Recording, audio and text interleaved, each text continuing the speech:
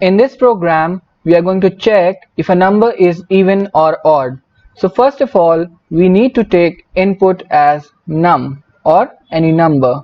So int of input and prompting the user to enter the number.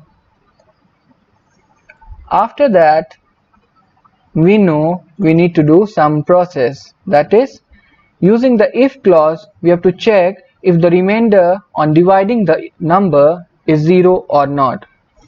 So if num modulo is used for finding the remainder with 2, when dividing the number by 2 the remainder should be 0 so that the number is even. After using the colon we need to give tab, and if this condition is true we need to print even. Else, as we know, if the number is not even it would be odd. So only the binary cases are possible here, so no need to check after checking for even. Print odd, that is, if the condition is false you will enter in the else section and the output would be odd. Saving it with even.py and running it.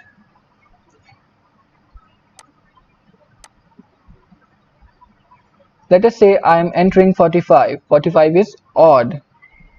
Now taking another input.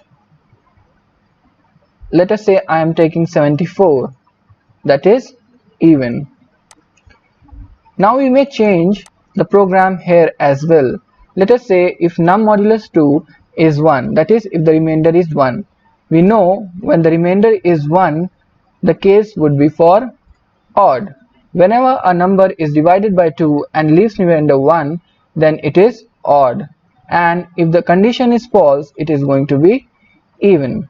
So saving this program and checking again. Let us say I am giving 35 here. It is going to be odd. Similarly, again taking the input for even. Let us say 82. That is even.